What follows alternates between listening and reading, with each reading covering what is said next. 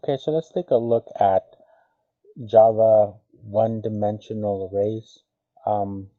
We'll start off by having this 1D arrays public class and the main method here, which will be the entry point to the program.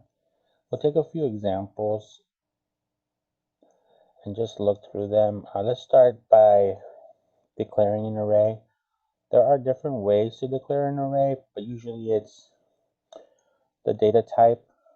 Let's work with an integer type, int. And then one way is to use the square brackets, then the name of the array, so maybe name num array. Okay, just declaring it like that. Another syntax is do the data type, then the name, so maybe num array 2, then we use the square. Okay, my preference is to use the first example here on line 6, because I read it as integer array, num array. Okay, that just makes more sense for me, but there is this other way to declare an array. Okay, next we'll look at instantiating an array. Okay, that's pretty easy. So we'll do num array. Okay, and then we're gonna assign it. I'm going to use the keyword new, and then we're gonna use the data type int for integer. Okay, and then what we have to do in here is we have to declare a size. So for example, in this we might want to make that 5 elements. So this array will hold 5 elements for us. Okay, let's go ahead and just comment this out. Or we'll just completely erase it here. All right. Now what we can do next is we're going to initialize the array with some values. Okay, so one way to do that is to access it manually. So num array at index 0, because indexing for arrays start at 0, and then we'll add some random value like 17.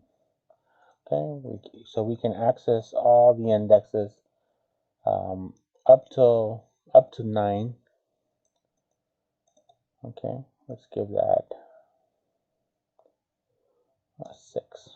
Okay, up to 9, because that's how big the array is, right? So if we start at indexing at 0 to 9 is 10 elements, 5 elements. Oh, I'm sorry, we're working with the, so to 4.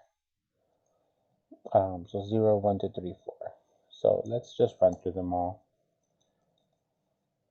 1 equal 55. No. 2 is equal to, let's say, 3. And then num array for 3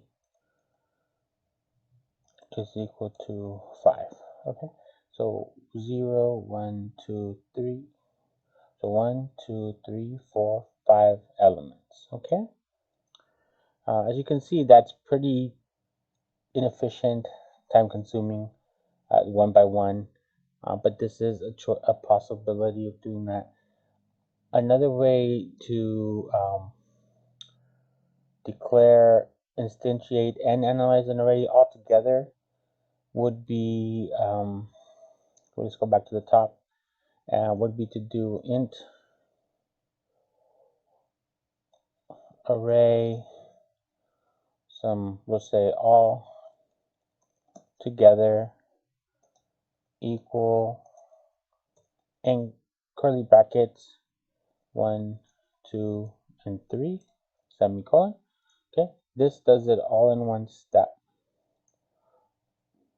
Okay, this will initially, so we declare it, we instantiate, and we assign elements to it all in one step. So that's another way of doing that. Okay, another way of adding values to these elements is to transverse an array with a for loop. So let's go ahead and do that with a for loop. Okay, so we'll initialize some index to access our array. Our index, we want that to be less than the size or length of the array. Okay, and we want to increment by 1 each cycle through the loop. And then what we want to do is we'll go ahead and just print out the num array at that index. Okay, so from 0 to 4, then stop. Okay, let's go ahead and take a look at what that looks like. All right, 17, 55, 3, 5, and 6. Okay, let's do it all in one line just so it looks a little neater. And we'll go ahead and just add a little space in between each. Run it again. All right, there we go. So 17, 55, 3, 5, and 6. Okay. Another way to transverse the array is with the for each loop. This is just for read only, so you can't really manipulate the array. It's just kind of for printing. So we can go ahead and do for. Then we're going to use an integer type variable here, element. Okay, this will store the value it encounters as it transverses the array at each index, and we're going to transverse the num array. Okay, because we're going to be using one line of code, we don't really need the curly brackets, but you can add them if you'd like. I won't in this case, just to show how that works. Go ahead and do a system out. All right, get rid of this line. We'll access num array. Oh, I'm sorry.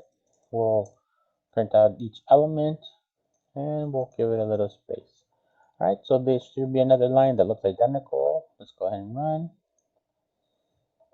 All right, oops, we didn't have any new line. So after we transverse the first time, let's go ahead and print out a line. All right, that should look a little neater. Let's run that. All right, there we go. That looks neater. Okay. The next thing is to pass an array to a method.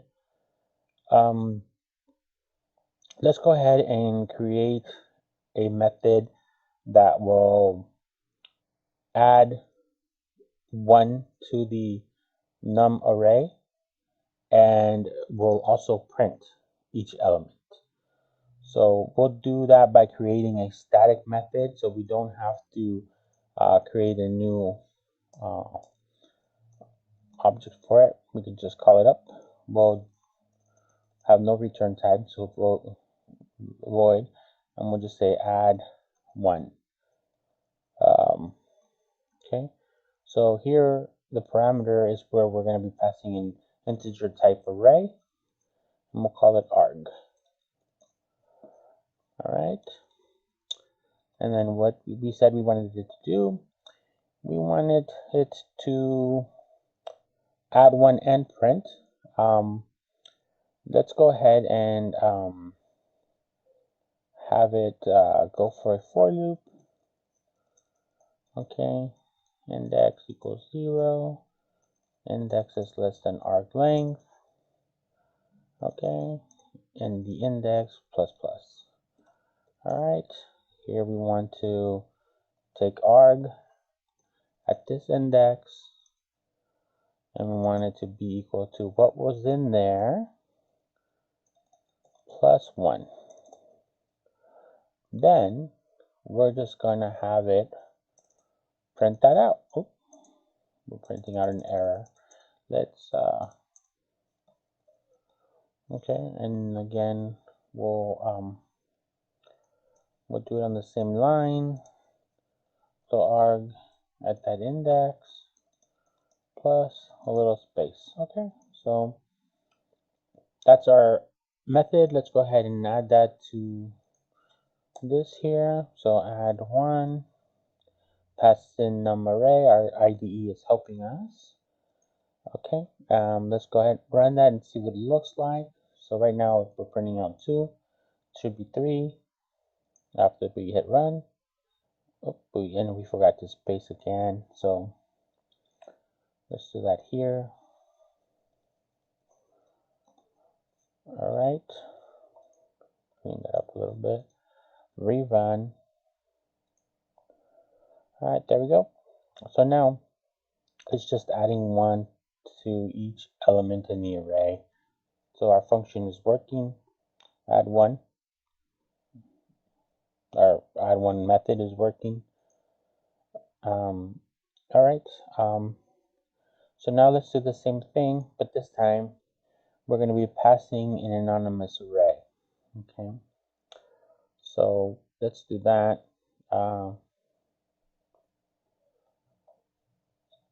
We're going to call up add 1 again.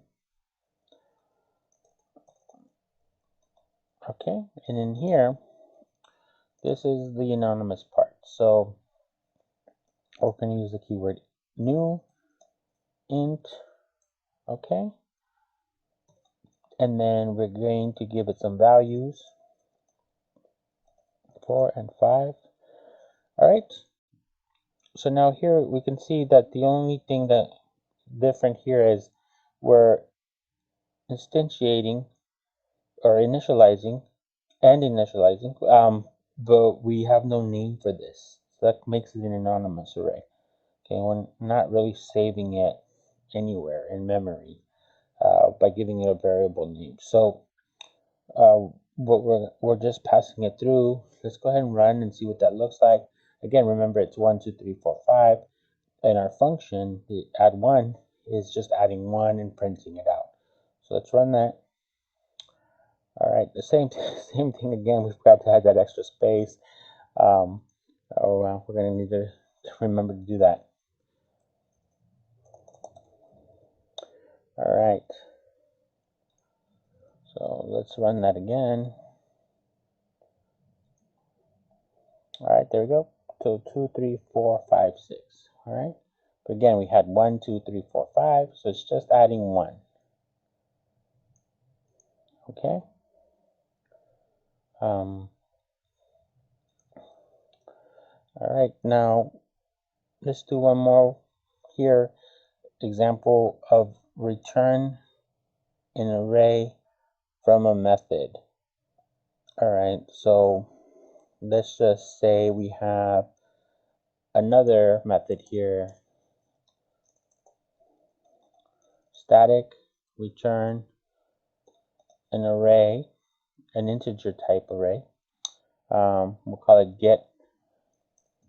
We'll just call it get, and this will return a new anonymous array of 0, 1, and 2. Okay. And then what we'll do is we'll catch it and save it into a variable and print that out. Okay. So let's go ahead and create our variable here, a or arg equal to get. All right, and then let's do a for each loop of int type e for arg, and we'll just print out what we want. Okay, e plus and a little space. All right, and then again, let's not forget our extra space over here. So when it prints out the console or our terminal, okay. So let's go ahead and see what prints out. So that will be our, I guess that will be our 5th line. Okay. Let's go ahead and do that. Run. All right. So you see here that it's returning 0, 1, and 2. So it is returning the array that we are returning with get method. Oh, if I can find it, right up here. Okay, so it is returning this array. We're catching it, saving it in arg, and then we're just printing. Okay, now the next thing about arrays is the array index out of bounds exception. That happens, for example, when you try to access the array in an index that doesn't exist. For example, we know that num array has only 5 elements. So what happens if we try to access the 6th element? Okay, so what happens there? All right, run. Okay, assignment operator. Okay, let's see. Int index. Oh, int. Let's call it element equals. All right. Now let's try to access and save that. All right, and then we can see here that the index 6 is out of bounds for a length 5 elements. Okay, so that's an array index out of bounds exception. Okay, because that doesn't exist. That is one of the limitations to one-dimensional arrays. That the size is not dynamic. You have to be careful not to go over the size limit, and so that's one of kind of the disadvantages of using this array. Okay, so those are just some examples of the one-dimensional syntax and one-dimensional arrays.